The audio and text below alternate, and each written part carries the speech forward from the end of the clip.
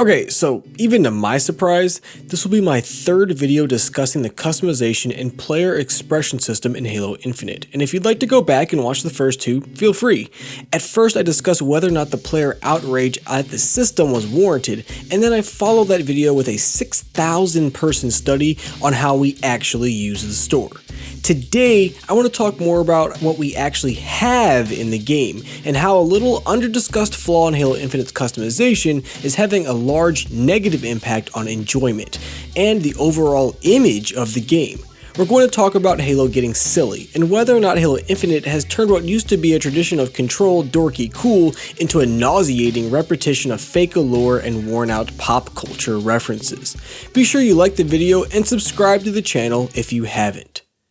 Today's video is sponsored by Vite Ramen. Alright guys, here's the deal. Instant ramen is great and all, but it's got the nutritional content of wrapping paper. But now, instant ramen can be easy, delicious, and nutritious thanks to Vite Ramen.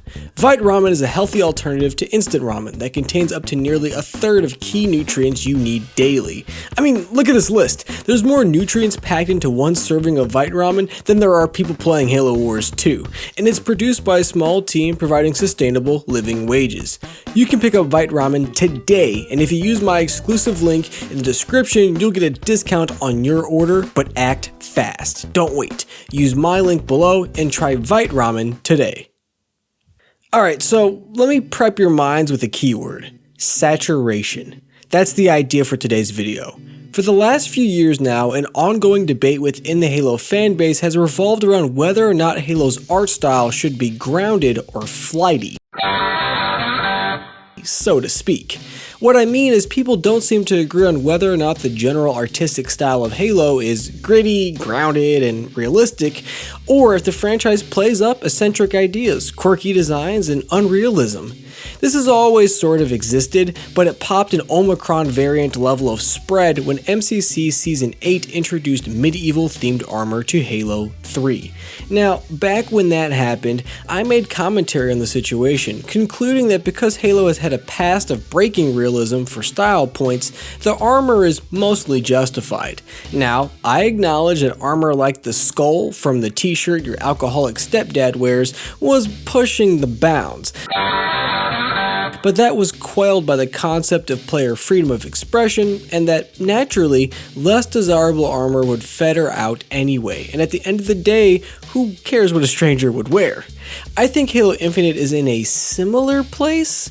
This game is full of less than grounded elements. Hologram mohawks, cat ears, teddy bears, flowers, weeaboo armor, literal halos, which all inside a vacuum are probably fine. But the one element I didn't consider when discussing MCC Season 8, and the one that converts these quirky little gimmicks into a fair problem in Infinite, is simply saturation.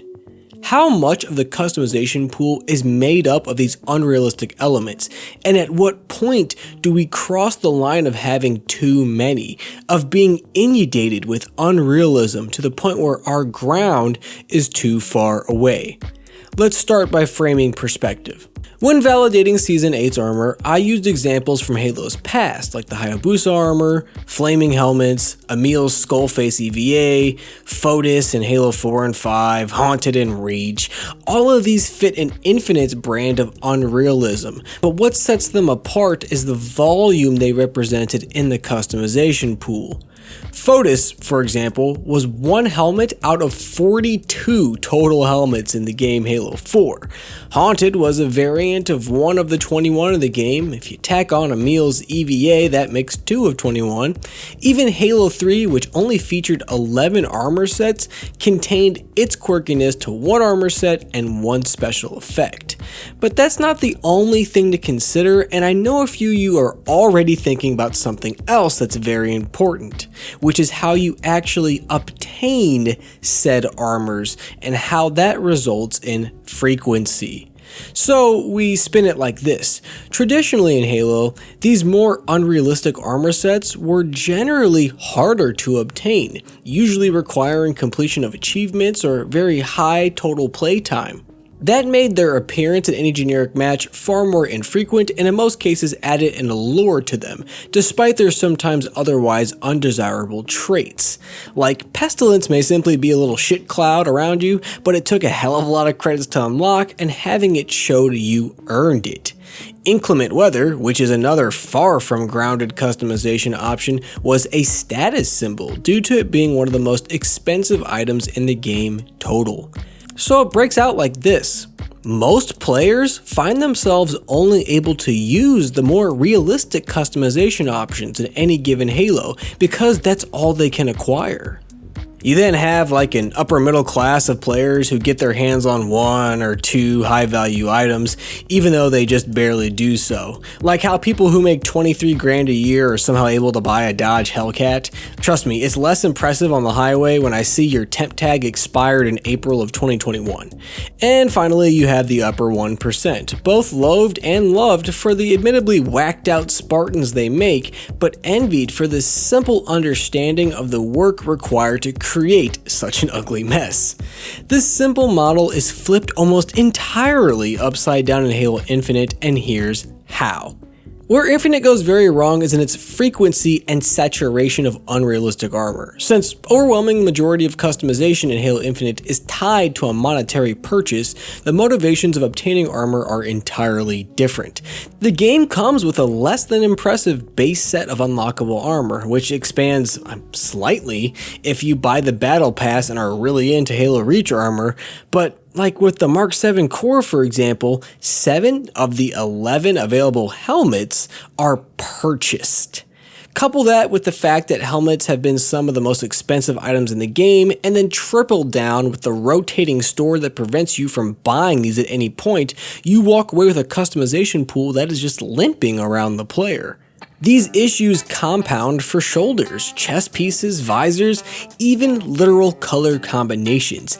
It is difficult and expensive to craft a realistic Spartan in this game to your own liking, and this has never been the case before.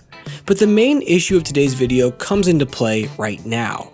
It's easier to get the unrealistic stuff in Halo Infinite than it is the realistic stuff.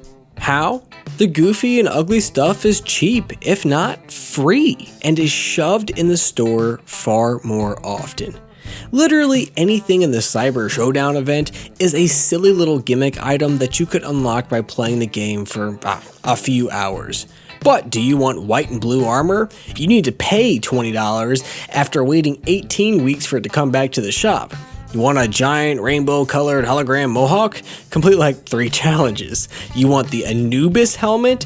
Pay $20 and wait for it to come to the store in 4 months. Want literal teeth and horns? Again, play the game for a few hours.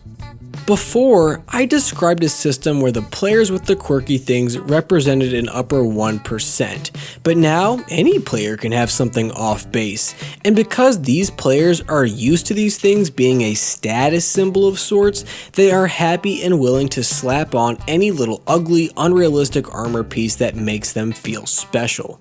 But read the sign with me, all my Gen Z viewers: when everyone is special, nobody is. Look, I'm joking, of course. I'm not like advocating for gaming elitism, but I am being serious when I frame this disproportionate access to real versus unreal armor as a problem. Things like cat ears or flaming helmets are supposed to be supplemental extras in the game, isolated flares that represent player commitment and achievement. Infinite's limitation on realistic armor, coupled with its predatory use of quirky things to earn cash, has stripped that meaning away. And the net result is a game that is oversaturated with fake representations of achievement and style-breaking knickknacks. I can only infer this is the result of the predatory tactics that have become prevalent in modern gaming, as the means of driving profit have very unapologetically overridden the best interests of the player and the respect to the franchise. And for me, the weirdest part of it all is that Infinite played itself up to be a game all about restoring realism to the art style. Well, look at these 2 screenshots and tell me, which one of these games is more realistic? Today's viewer question is a simple one. Does Halo Infinite have any customization element with prestige? Does anything evoke a lore in this game like they did in the past? That's gonna do it for this video.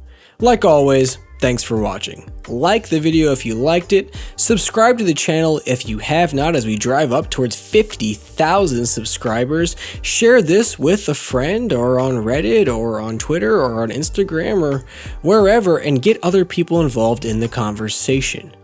Until next time, I'll catch y'all later.